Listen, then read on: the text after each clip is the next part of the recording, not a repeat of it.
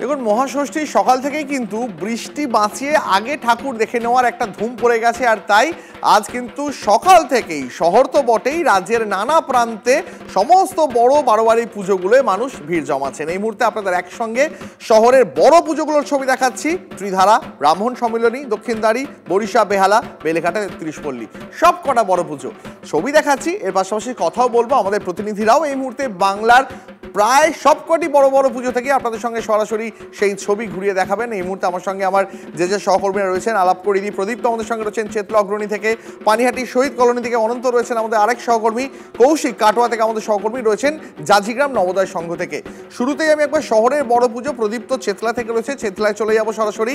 প্রদীপ তো চেতলার পুজো মানে মেয়রের পুজো অনেকেই বলেন, তার রাজনৈতিক পরিচয়, তার প্রশাসনিক পরিচয়, কিন্তু এর পাশাপাশি শহরের সব থেকে বেশি ভিড় টানে যে পুজোগুলো তার মধ্যেও একটা চেতলা অগ্রণীর পুজো।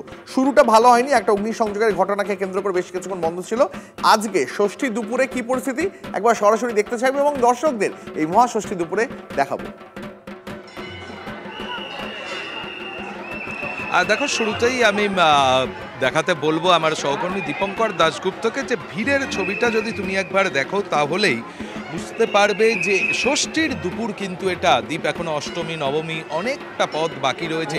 তারই মধ্যে এখানের ভিড়টা, এবং সকলেই হয়তো অমৃত কুম্ভের সন্ধানে এসেছেন। চেতলা অগ্রণী ৩৩তম বছরে পা দিয়েছে এবং তাদের এবছরের থিম অমৃত কুম্ভের সন্ধানে, যার জন্যে ১,২৬,০০,০০০ রুদ্রাক্ষ ব্যবহার করা হয়েছে।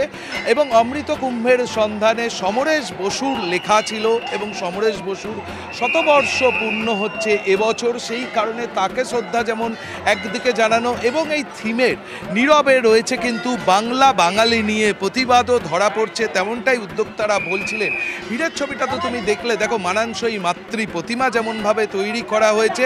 এবং কিছুক্ষণ আগে পুলিশ কমিশনার মনোজ ভার্মার যে কথা তুমি শোনাচ্ছিলে, যে মানুষজন দেখো মুঠোফোন বন্দি করতে চাইছে, আর এখানের যে নিরাপত্তা রক্ষীরা দায়িত্বে রয়েছেন তারা বারবার করে তাদেরকে সরিয়ে দিতে চাইছেন। তার কারণ ভিড়টা কোথাও গিয়ে স্টাক হয়ে গেলে কিন্তু কোথাও সমস্যা তৈরি হতে পারে, এবং সেই কারণে তারা ভিড়কেও কিন্তু সরানোর চেষ্টা করছেন। গত বছর এই চেতলা অগ্রণীতে ১ কোটি মানুষ তার মাতৃমূর্তি দেখতে এসেছিল, মণ্ডপ দেখতে এসেছিল। এবার কিন্তু সংখ্যাটা ১.৫ কোটিতে পৌঁছাবে অন্তত। উদ্যোক্তারা একেবারে শুরুতেই সেই দাবি তারা করেছেন, এবং মূলত হচ্ছে রুদ্রাক্ষ কোথা থেকে সৃষ্টি, অর্থাৎ ত্রিপুরাসুরকে যখন মহাদেব বা রুদ্র তিনি বধ করেছিলেন, সেই সময় তার চোখের জল থেকে রুদ্রাক্ষের সৃষ্টি হয়েছিল।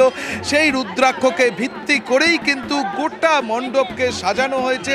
এবং এই রুদ্রাক্ষগুলো যেমন বারাণসী থেকে এসেছে, কাশী থেকে এসেছে, তেমনভাবে ভিয়েতনাম, কম্বোডিয়া, নেপাল, ইন্দোনেশিয়া থেকেও নিয়ে আসা হয়েছে।